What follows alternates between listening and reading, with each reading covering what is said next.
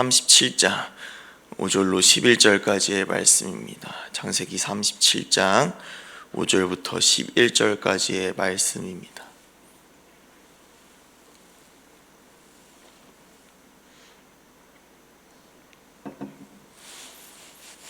창세기 37장 5절부터 11절까지의 말씀입니다.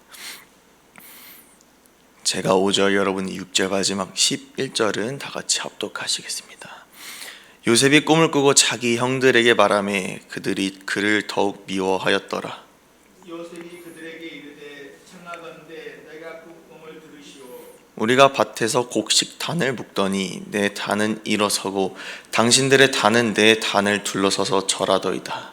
그의 형제들이 그에게 이르되 내가 참으로 우리 왕이 되겠느냐, 참으로 우리를 다스리게 되겠느냐 하고 그의 꿈과 그의 말로 말미암아 그를 더욱 미워하더니 요셉이 다시 꿈을 꾸고 그의 형들에게 말하여 이르되 내가 또 꿈을 꾼즉 해와 달과 11별이 내게 절하더이다 하니라. 그가 그의 꿈을 아버지와 형들에게 말하매 아버지가 그를 그리고 그에게 이르되 내가 꾼 꿈이 무엇이냐, 나와 내 어머니와 내 형제들이 참으로 가서 땅에 엎드려 내게 절하겠느냐. 시작. 그의 형들은 시기하되 그의 아버지는 그 말을 간직해 두었더라. 아멘. 오늘 본문을 보면 요셉의 꿈의 내용에 나오게 되는 모습을 볼 수가 있습니다. 그의 꿈에 대해서 집중적으로 보기보다는요, 요셉의 꿈을 들은 그의 아버지 야곱의 반응을 집중적으로 보고자 합니다. 더 나아가 우리가 하나님의 말씀과 비전에 대해서 어떻게 나아가야 하는지 나누고자 합니다. 부모에게 삶의 원동력이라 뭔지 물어본다면 대부분은 자녀를 바라보고 산다고 답할 것입니다. 아무리 힘들고 세상이 낙관적으로 보이지 않더라도 자녀를 위해서 살아가는 부모들이 얼마나 많은지 모릅니다. 우리의 자녀가 좋은 꿈을 꾸었다고 하면 그 하루는 굉장히 기분이 좋습니다. 반대로 악몽에 시달리게 된다면 덩달아 부모도 스트레스를 받는 모습을 볼 수가 있죠.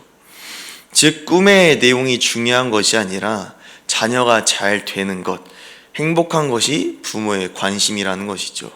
오늘 10절에서 11절을 보면 상반되는 야곱의 모습이 나옵니다. 요셉이 해와 달 그리고 11개의 별이 자신에게 절했다는 꿈을 말하자 야곱은 혼을 내는 모습을 볼 수가 있습니다. 그러나 이러한 꿈의 내용을 간직했다고 본문은 말하고 있습니다. 창세기의 큰 흐름을 보시면 하나님께서는 그의 뜻을 아브라함을 시작으로 이삭과 야곱을 통해 준비시키시고 또 성취하시는 모습을 볼 수가 있는데요. 모든 이들에게 믿음의 인물이라고 존경받습니다. 하나님께서는 차근차근 쓴뿌리들을 제거해 주시면서 이들을 성장시키고 믿음을 성숙시키는 모습을 봅니다. 지난주의 설교에서 들었듯이 아브라함과 이삭은 자신의 아내를 누이라고 거짓말을 할 정도로 대단한 담대함과 믿음이 없었던 것을 보았습니다. 그러나 하나님께서는 그의 뜻을 스스로 성취하지 아니하시고 뜻하신 자들을 통해 이루기를 원하셨습니다. 로마서 8장 28절의 말씀을 제가 읽어드리겠습니다. 우리가 알거니와 하나님을 사랑하는 자 곧 그의 뜻대로 부르심을 입은 자들에게는 모든 것이 합력하여 선을 이루느니라. 아멘. 야곱은 그의 아들 중에서 누구를 통해 하나님의 뜻을 이루실지 기대를 했을 것입니다. 만약 여러분의 자손 중에서 대통령과 노벨상을 수상한 사람이 나올 것이라고 한다면 굉장히 궁금하지 않겠습니까? 몇 대 손에서 어느 때에 이러한 영광이 있을지 굉장히 궁금할 것입니다. 야곱에게는 더 큰 기대가 있었습니다. 하나님께서는 야곱에게 이러한 약속을 주셨기 때문입니다. 창세기 35장 11절로 12절까지 말씀입니다. 하나님이 그에게 이르시되 나는 전능한 하나님이라 생육하며 번성하라 한 백성과 백성들의 총회가 내게서 나오고 왕들이 내 허리에서 나오리라. 내가 아브라함과 이삭에게 준 땅을 내게 주고 내가 내 후손에게도 그 땅을 주리라 하시고. 아멘. 그의 자손을 통해 왕권과 왕의 유산을 주신다는 하나님의 언약은 12명의 아들 중에서 누구로부터 시작이 될지 굉장히 궁금했을 것입니다. 다른 아들들과 요셉은 확실히 달랐습니다. 37장 2절의 내용과 요셉이 형들의 잘못을 야곱에게 말하는 모습을 통해서 말입니다. 자녀를 키우신 성도님들은 아마 아실 것입니다. 아이가 다른 아이의 잘못을 말하는 이유 중에서 하나는 남들과 달리 자신은 그런 잘못을 하지 않았다라는 의미가 담겨져 있다는 것을 말입니다. 이것을 통해서 요셉은 자신의 형들보다는 나은 사람임을 은연중에 생각할 수도 있습니다. 게다가 꿈의 내용도 자신이 교만해질 수 있는 내용이기에 야곱은 그에게 꾸중을 했다고 볼 수가 있습니다. 이것은 단순한 훈육과 충고가 아닙니다. 17살의 요셉이 야곱에게도 있었기 때문입니다. 자신의 힘으로, 재물로 세상을 살아가고자 했던 그 교만이 얼마나 무서운지 야곱은 이미 알았기 때문입니다. 야곱은 여기서 아버지로서 이스라엘이라는 정체성으로 바뀐 인생으로서 성장한 모습을 보여주게 됩니다. 그것은 17살 교만하고 아직 다듬어지지 않은 요셉에게서 선포된 꿈을 간직했다는 것입니다. 저는 이 구절을 계속해서 묵상하면서 제가 맡고 있는 학생들과 어린 영혼들이 떠올랐습니다. 저는 만나는 아이들과 학생들마다 이런 믿음을 가지고 축복합니다. 너는 정말 하나님께서 쓰실 귀한 인물이 될 거야. 지금의 모습이 초라해도 하나님은 너를 반드시 기억하실 사용하실 거야 라고 말입니다.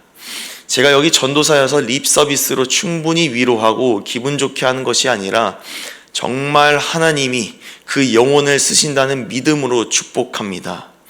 지금 저의 눈에는 핸드폰에 정신이 팔리고 학업으로 인한 피로로 초췌해져가는 모습을 보지만 저는 그 한 가지 진리를 믿습니다. 하나님께서는 시대의 분야마다 믿음의 인물을 들어서 사용하십니다. 그 믿음의 인물의 시작은 모두 다른 이들과 다르지 않은 다듬어지지 않은 모습이었습니다. 그러나 하나님의 계획은 사람을 통해서 이루시고 사용하시는 것을 볼 수가 있습니다. 그렇게 저의 눈에는 다듬어지지 않은 원석이 아닌 다이아몬드로 보는 것입니다. 그래서 저는 이런 생각이 들 때마다 참으로 재미가 있습니다. 이런 아이들을 하나님께서 어떻게 바꿔주실까? 이 아이가 하나님의 부르심을 받으면 어떻게 변화될까라고 말이지요. 미래 세대에서 더 나아가 우리 지구촌 소망교회를 보면 볼수록 소망이 아닌 확신이 듭니다. 예배를 준비하고 정리할 때에 지금 보이는 빈 자리를 바라보며 반사적으로 이런 생각이 들곤 합니다. 하나님께서 이 자리를 어떤 방법으로 채우시고 우리 교회를 얼마나 크게 사용하실까라고 말입니다. 저도 마찬가지입니다. 때로는 실수를 하고 낭망하는 모습을 보면서 좌절을 할 수가 있습니다. 그러나 하나님께서 나를 쓰시기 위하여 다듬으시구나 라는 생각을 하면서 믿음의 생각으로 살아내고 이겨내는 것입니다. 그렇습니다. 야곱의 아들 중에서 나머지 10명의 형들도 버림받은 사람들이 아니라는 것입니다. 요셉의 꿈을 간직한 야곱의 시선으로 그대로 바라보면 형들에게도 하나님의 뜻이 있음을 확신할 수가 있습니다. 그렇게 하나님께서는 그의 자손에게 약속의 땅, 가나안 땅을 주셨고 12명의 이름이 12지파의 이름이 되었습니다. 하나님께서는 그의 뜻대로 이루시고 성취하시는데 우리를 사용하기 원하십니다. 그 믿음의 주인공이 저와 여러분의 삶이 되기를 축복합니다. 우리가 믿음의 눈으로 상황과 환경을 초월할 수 있도록 주님이 우리에게 격려하시는 말씀을 나누고 정리하고자 합니다. 부활하신 예수님께서 디베라 호숫가로 제자들에게 다시 찾아오십니다. 밤새 한 마리도 잡지 못한 그들에게 배 오른편으로 그물을 던지라고 하십니다. 이 말씀의 핵심은 물질에 관련된 것이 아닙니다. 예수께서 말씀하신 그 명령을 그대로 순종하는가에 대한 말씀입니다. 하나님께서 우리에게 주신 가장 큰 계명은 무엇이냐면 하나님 사랑, 이웃 사랑입니다. 마태복음 22장 37절에서 40절까지의 말씀을 제가 읽어드리겠습니다. 예수께서 이르시되 내 마음을 다하고 목숨을 다하고 뜻을 다하여 주 너의 하나님을 사랑하라 하셨으니 이것이 크고 첫째 되는 계명이요 둘째도 그와 같으니 내 이웃을 내 자신같이 사랑하라 하셨으니 이 두 계명이 온 율법과 선지자의 강령이니라. 아멘. 하나님을 사랑하는 자가 자신의 이웃을 사랑했을 때 나타나는 것은 무엇이냐면 영혼 구원입니다. 이것이 하나님께서 가장 기뻐하는 것이요 하나님의 뜻입니다. 그래서 예수님은 박애주의자로 오신 것이 아니라 죄인을 하나님과 하나 되기 위한 희생 제물로 오신 것입니다. 그래서 우리 교회 표가 무엇입니까? 복음의 능력으로 영혼을 구원하는 교회입니다. 하나님께서 가장 기뻐하시는 것을 표로 삼은 교회가 얼마나 되겠습니까? 이 우리 교회 표처럼 하나님께서 가장 기뻐하시는 것을 그대로 순종하며 나아갑시다. 야곱의 시선에는 17살의 어리고 철 없는 요셉이 보일지라도 이 아이가 하나님께서 예배하신 믿음의 인물로 그대로 보았습니다.